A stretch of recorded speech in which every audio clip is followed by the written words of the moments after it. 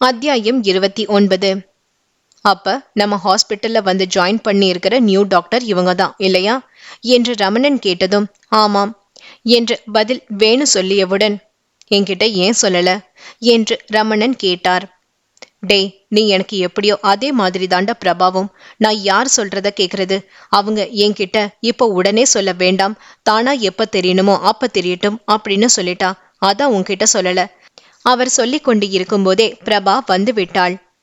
டேய், எனக்கும் ஏதாவது ஆர்டர் பண்ணிவை, நான் வீட்டுக்கு ஒரு ஃபோன் பண்ணணும், பேசிட்டு வரேன் என்று சொல்லிவிட்டு சென்று விட்டார். பிரபாவுக்கு ரமணனை பார்த்ததும் கண்கள் கலங்க ஆரம்பித்தது. முயன்று தன்னை கட்டுப்படுத்தியவள் எப்படி இருக்கீங்க என்று கேட்டாள். அவள் மேல் கட்டுக்கடங்காத காதலும் அதற்கு இணையாக கோபமும் இருந்தாலும் அதை காட்ட உரிமையும் நேரமும் இது இல்லை என்று உணர்ந்தவர் இருக்கேன். ஆமா, நீ எப்படி இருக்க? எப்ப இந்தியா வந்த? யார் கூட இருக்க? கேள்விகள் வரிசையாய் பிறந்தது அவரிடமிருந்து. அவளை பார்த்தது மிகவும் சந்தோஷம் என்றாலும் அவள் எப்படி இருக்கிறாள் என்பதை அறிந்து கொள்ளும் ஆர்வம் அதில் இருந்தது. நான் வந்து ஒரு 4 மாதம் இருக்கும், என் மகன் கூட இருக்கேன் என்றாள். அப்போ உன் ஹஸ்பண்ட் என்று ஆர்வமாய் கேட்டவரிடம் அவரும் உங்களைப் போல ஒரு டாக்டர் தான் என்றாள். இந்த பதிலை ரமணன் எப்படி உணர்ந்தார் என்றே தெரியவில்லை. ஆனால் ஏனோ மனதுக்கு ரொம்ப நிம்மதியாய் இருந்தது. ஏதோ ஒரு பாரம் மனதை விட்டு அகலுவதாய். அவர் உங்க கூட வரலையா என்ற கேள்விக்கு இல்லை, அவர் அவங்க நாட்டிலேயே தான் இருக்கார் என்ற சுருக்கமான பதிலுடன் முடித்து கொண்டவள் அவர் அடுத்த கேள்வி கேட்க வாய்ப்பு தராமல் உங்க மனைவி பையன் எல்லாரும் எப்படி இருக்காங்க என்று ரமணனிடம் கேட்டாள். ஃபைன், பையன் என்ஜினியரிங் முடிச்சுட்டு அவங்க தாத்தா பிசினஸ பார்த்து கொண்டிருக்கான் என்று சொல்லி கொண்டிருக்கும் போதே வேணு வந்து விட்டார். டேய், பிரபா அவங்க பையனோட தானே இங்க வந்திருக்காங்க. அதை கேட்டதும் நான் எவ்வளவு சந்தோஷப்பட்டேன் தெரியுமா? நீ ஏண்டா என்கிட்ட சொல்ல தயங்கின? எனக்கு எவ்வளவு சந்தோஷமா இருக்கு தெரியுமா என்று கேட்ட ரமணனை புரியாத பார்வை பார்த்தவர் திரும்பி பிரபாவை பார்த்தார். அவள் பார்வையில் இருந்து எதையும் கண்டுபிடிக்க முடியாததால் தான் எதுவும் சொல்ல வேண்டாம் என்று மௌனமாய் இருந்தார். அதற்குள் பிரபா ரமணனிடம் நீங்க இப்போது ஃப்ரீ சர்வீஸ் பண்றதில்லையா என்று கேட்டாள். இல்லை என்று ஒற்றை வார்த்தையில் பதில் வந்தது. உங்களோட கனவு அதை எப்படி நிறுத்த உங்களுக்கு மனசு வந்தது? நான் இதை உங்ககிட்ட எதிர்பார்க்கலை என்று வருந்திய பிரபாவிடம் சாரி, இனி நீ வந்துட்டல, எல்லாரும் சேர்ந்து பண்ணலாம். டேய் சொல்லேண்டா என்று வேணுவை உதவிக்கு அழைக்க அவர் தீவிரமாய் வாய்க்கும் கைக்கும் சண்டை போடுவதில் மும்மரமாய் இருந்தார். டேய், நான் இங்க ஒரு விஷயம் கேட்டுட்டே இருக்கேன், நீ பாட்டுக்கு மும்மரமா சாப்பிட்றதுல கவனமா இருக்க என்று ரமணனிடம் டேய், இங்க சாப்பாடு நல்லா இருக்கும், இன்னைக்கு ஒரு நாளைக்கு நான் நல்ல சாப்பாடு சாப்பிட விடேன் என்று பதில் சொல்ல அப்படியா, இப்போ உடனே சிஸ்டருக்கு ஃபோன் பண்றேன் என்று தன் போனை எடுக்க எப்பா, குடும்பத்துல குழப்பத்தை உண்டு பண்ணிடாத. இப்ப என்ன, நீ கேட்டதுக்கு நான் பதில் சொல்லணும், அவ்வளவுதானே? நீ முதல்ல இருந்து ஆரம்பி, நான் எப்படி டான்னு பதில் சொல்றேன் பாரு என்று வேணு சொல்லவும் தன்னை அறியாமல் வாய்விட்டு சிரித்தார் ரமணன். தன் நண்பன் மனம் விட்டு சிரிப்பதை கண்ணீருடன் பார்த்து கொண்டிருந்தார் வேணு. அடுத்து மூவரும் தங்கள் தொழில் பற்றி பேசிக்கொண்டு இருந்தனர். ரமணன் பேசும்போது ஒரு விஷயத்தை தெரிந்து கொண்டாள் பிரபா. இது நாள் வரை எதிலும் உண்மையான அக்கறையோடு செயல்படாமல் இருந்து வந்து இருக்கிறார் ரமணன். ஆனால் படித்த படிப்பை மட்டும் வீணாக்காமல் தொழிலை மட்டும் ஹாஸ்பிட்டல் போய் கவனித்து வந்திருக்கிறார் என்பது புரிந்தது. இவரை இப்படி இருக்கவிடக் கூடாது என்று மனதுக்குள் தீர்மானம் செய்தவள் இனி நீங்க மந்த்லி ஒன்ஸ் உங்க ஹாஸ்பிட்டல்ல இருந்து ஒரு தடவை ஃப்ரீ சர்வீஸ் பண்ண ஏற்பாடு பண்ணுங்க என்றாள். ஷூர் பிரபா என்றார் அழுத்தமாக. ஃப்ளைட்டுக்கு நேரம் ஆகவே வேணுவும் பிரபாவும் கிளம்பினர். டேய், நீ சொல்லியிருந்தா நானும் உங்க கூடவே ஃப்ளைட்ல டிக்கெட் புக் பண்ணியிருப்பேன் என்று சொன்னவரிடம் இது லாஸ்ட் மினிட்ல டிசைட் பண்ணியது என்று சமாளித்தார் வேணு.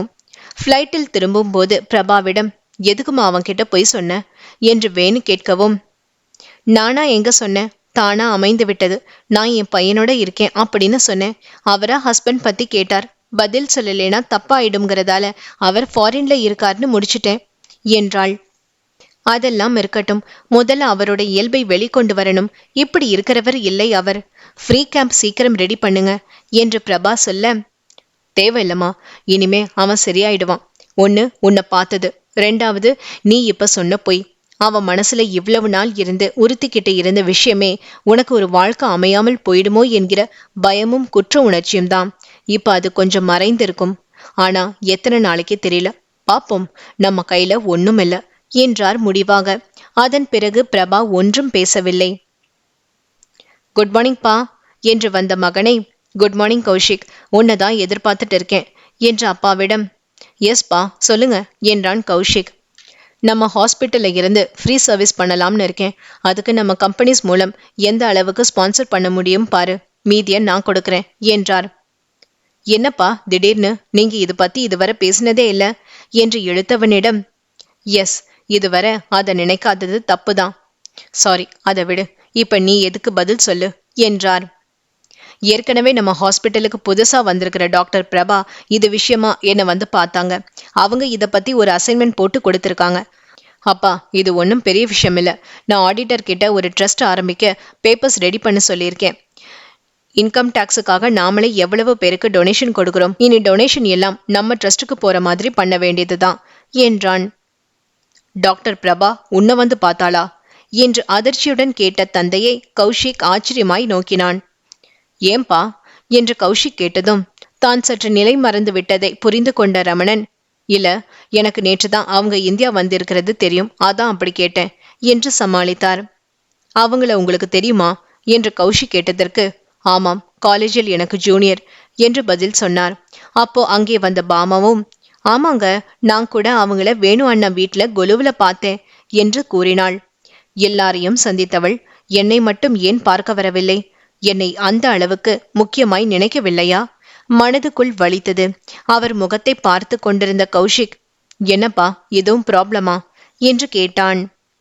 நத்திங் என்றவர், வா சாப்பிட போகலாம் என்று மகனுடன் டைனிங் ஹாலை நோக்கி நடந்தார். மகனிடம் அவனது கம்பெனி விஷயங்களை பற்றி பேசிக்கொண்டே உணவருந்தியவரை கௌஷிக் வினோதமாய் பார்த்தான். அவன் கம்பெனி பொறுப்பேற்ற இத்தனை நாளில் ஒரு தடவை கூட அவனிடம் கம்பெனி பற்றி விசாரித்தது கிடையாது. ஏன், அந்த கம்பெனி பொறுப்பை அவன் தாத்தா இருக்கும் வரை அவர்தான் பார்த்தார். அவருக்கு வயதான பிறகும் ஒரு உதவி கூட ரமணன் அந்த கம்பெனி பக்கம் திரும்பி கூட பார்க்கவில்லை. ஏன், தாத்தாவிடம் அவர் பேசியதாய் கூட நினைவில் இல்லை. வாங்க என்று கேட்பதோடு சரி, தனது ஹாஸ்பிட்டலை நோக்கி நகர்ந்து விடுவார். எப்படி இந்த மாற்றம்? அவன் மனதுக்குள் யோசித்தான். இரவு 8 மணிக்கு தனது டியூட்டி முடிந்து வேணுவை பார்த்துவிட்டு கிளம்பலாம் என்று நினைத்து கொண்டிருந்த போது நர்ஸ் வந்து, டாக்டர், உங்களை பார்க்க பெரிய டாக்டர் வந்திருக்கிறார் என்று சொல்லவும் வேணு என்று நினைத்து கொண்டு, உள்ள வர சொல்லுமா என்றவள் ஸ்கிரீன் ரிப்போர்ட் ஒன்றை பார்த்து கொண்டே, அண்ணா, நீங்க உள்ள வர பெர்மிஷன் கேட்கணுமா என்ன சொல்லிக்கொண்டு திரும்பியவள் உள்ளே வந்தவரை பார்த்து அதிர்ந்து போனாள். அவள் முகமாறுதல்களை கவனித்த ரமணன், இப்ப என்னை விட வேணு அண்ணன் தான் நெருக்கமாய் போயிட்டான் இல்ல என்றார். வாங்க உட்காருங்க, அப்படியெல்லாம் எதுவும் இல்ல என்ற பிரபா, ஐயோ, இப்ப இவரை எப்படி சமாளிப்பது என்று மனதுக்குள் யோசிக்க துவங்கினாள். கைகள் தானாக போனில் மெசேஜ் டைப் செய்ய துவங்கியது. என்ன திடீர்னு என்று இழுத்த பிரபாவை கூர்மையாக பார்த்தார். ஏன், நான் உன்னை பார்க்க வர்றது பிடிக்கலையா? கேள்வி நேரடியாக வந்தது. நோ, அதெல்லாம் எதுவும் இல்ல, என்ன விஷயம் என்று கேட்டேன் என்றவளிடம், விஷயம் இருந்தால்தான் நான் உன்னை பார்க்க வர வேண்டுமா என்று ரமணன் சொன்னவுடன், 24 மணி நேரமும் நீங்க என்ன பார்க்க வரலாம், பேசலாம், ஆனா அது சாத்தியம் இல்ல. அதுக்குதான் இத்தனை வருஷம் இங்க வராம அங்கேயே இருந்தேன். இத்தனை தர்ம சங்கடங்களும் வந்து விடும்னு எனக்கு தெரியும். ஆனா என் பிள்ளைக்கு தெரியலையே. உங்களுக்கு எந்தவித தொந்தரவும் தரக்கூடாதுன்னு தானே என் சொந்த பந்தம் எல்லாத்தையும் விட்டு நான் வெளிநாட்டுல இருந்தேன். அவள் மனம் அரற்றியது. ஆனாலும் அவள் ரமணன் மேல் வைத்திருந்த மதிப்பு அவளை வாய் திறக்க விடாமல் செய்தது. தன்னை பார்த்ததும் தான் கணவனுடன் வாழ்வது தெரிந்ததும் தான் அவர் முகத்தில் மகிழ்ச்சி நிலவுகிறது என்பதை அவளும் உணர்ந்தாள். வேணு இருக்கும் இந்த ஹாஸ்பிட்டலுக்கு வந்தே இராத ரமணன் அங்கு வந்ததுமே ஆச்சரியமே. எக்ஸ்கியூஸ் மீ என்றவாறு உள்ளே நுழைந்த வேணுவை இருவருமே வரவேற்றனர். என்னடா இந்த பக்கம் என்று கேட்ட வேணுவிடம், ஏன் இங்க வந்தேன்னு கேக்குறியா என்று பட்டென்று கேட்டார். டே, என்ன இது? என்ன இருந்தாலும் இந்த ஹாஸ்பிட்டல் ஓனர் நீதானே என்றவரை இடைமறித்து, இது என்னோட ஹாஸ்பிட்டல் கிடையாது. நானும் உன்னை போல ஒரு வேலை பார்க்கும் டாக்டர் தான். இதன் ஓனர் இதற்கு முன்னால் என் மாமனார். இப்போ அவர் ஆசைப்படி அவர் வாரிசு, என் பையன், அவ்வளவுதான். நான் எதற்கும் உரிமையாளராக நினைத்து பார்த்தது இல்லை. நான் என் உரிமையா நினைத்தது ஒரு சிலரிடம்தான். அதுக்கு வாய்ப்பு இல்லை என்ற போது எனக்கு உரிமை உள்ளது என்று எதுவும் வேண்டாம். நீ கேட்டாயே ஏன் ஃப்ரீ சர்வீஸ் பண்ணவில்லை என்று, அதற்கு உதவி செய் என்று என் மாமனாரிடம் கேட்க வேண்டும். அதற்கு மனமின்னாமல் நான் தான் அதை செய்யவில்லை. என் வாழ்க்கையே எனக்கு உரிமை இல்லை என்கிற போது மற்ற உரிமையை நான் ஏன் கேட்க வேண்டும், ஏன் ஏற்க வேண்டும்? இன்னைக்கு கூட உனக்காக தான் என் மகனிடம் ஃப்ரீ சர்வீஸ் செய்வதற்கு உன் கம்பெனி ஸ்பான்சர் செய்யுமா என்று கேட்டேன். அதற்கு நீ அவனை சந்தித்தது இது பற்றி பேசியதாய் சொன்னான். பாமாவும் உன்னை வேணு வீட்டுல கொலுவில் பார்த்ததாய் சொன்னாள். அப்போ இங்கு வந்து எல்லாரையும் சந்திக்க முடிந்த உனக்கு என்னை சந்திக்க மனதில்லையா அல்லது விருப்பமில்லையா? இதை கேட்டுவிட்டு போகலாம்னு தான் வந்தேன் என்றவர் கோபத்துடன் இருவரிடமும் பேசாமல் விட்டென்று வெளியில் சென்றார். ரமணன் சென்றதும் வேணு அப்படியே தலையில் கை வைத்து உட்கார்ந்து விட்டார். பிரபாவிற்கு அழுகை முட்டி கொண்டு வந்தது. அது ஹாஸ்பிட்டல் எனவும் அடக்கி கொண்டு உட்கார்ந்திருந்தாள். ஓகே விடுமா, அவன் குணம் தெரிந்தது தானே. அவன் ஆற்றாமை கொட்டிவிட்டு போறான். விடு, இப்படியெல்லாம் நடக்கும்னு நாம எதிர்பார்த்தது தானே. அவனுக்கு நீ இங்க வந்ததும் அவனை பார்க்காமல் மற்ற எல்லாரையும் மீட் பண்ணியிருக்க என்கிற கோபம், அதுவும் நானும் உனக்கு சப்போர்ட் பண்றேன்னு கோபம். என்ன செய்ய என்றார். பிரபாவின் விழிகளில் சொல்ல முடியாத துயரம். நான் என்ன பாவம் பண்ணினே தெரியல. என்னால என் அண்ணன் ஒரு பக்கம் இவர் ஒரு பக்கம் என்று 2 பேரையும் நான் எழுந்துட்டு தவிக்கிறேன். அந்த ஒரு துயரம்தான் எனக்கு அங்க இருந்தப்ப இருந்தது. ஆனா இங்க வந்த பிறகு இங்க உள்ள எல்லாரையும் இப்ப பாக்கிறப்ப நான் இழந்தது அதிகம்னு புரியுது. ஆனா இத நான் தானே விரும்பி ஏத்துக்கிட்டேன். அப்ப அனுபவிச்சுதான் ஆகணும். அவள் வார்த்தைகளில் உள்ள வலியை புரிந்து கொண்ட வேணு, பிரபா, எப்போதும் நீ இப்படியே இருக்க முடியாது. உன் வாழ்க்கை கொஞ்சமாவது சரியாகணும். அதுக்குதான் நான் இங்க உன்னை வர வச்சேன். கண்டிப்பா அது நடக்கும். இப்ப நான் அவனை பாத்துக்கிறேன், நீ நிம்மதியாயிரு என்றவர் ரமணனை பார்க்க வெளியே சென்றார். தான் வழக்கமாய் செல்லும் ஆசிரமத்திற்கு சென்ற ரமணன் அங்கிருந்த மரத்தடியில் உள்ள பெஞ்சில் அமர்ந்து சுற்றுப்புறத்தை அமைதியாக வேடிக்கை பார்க்க துவங்கினார். அதற்கு நேர்மாறாக மனம் அலைக்கடலென ஆர்ப்பரித்து கொண்டிருந்தது. தன் வாழ்க்கை திசை மாறிய பிறகு 2-3 வருடங்களில் ஓரளவு புதிய வாழ்க்கை இதுதான் இனி நிரந்தரம் என்று நிதர்சனத்தை புரிய வைத்த பிறகு அதை ஏற்றுக்கொண்டு வாழ பழகி கொண்டார். அவ்வப்போது அவளை பற்றிய எண்ணங்கள் எழும்போது மட்டும் தனிமை தேடி இந்த இடத்திற்கு வந்து விடுவார். அவருடைய ஹாஸ்பிட்டலும் மகன் கௌஷிக்கும் இல்லை என்றால் என்னவாகி இருப்பாரோ தெரியாது. அவை 2ம் தான் அவரை நடமாட வைத்து கொண்டிருந்தது.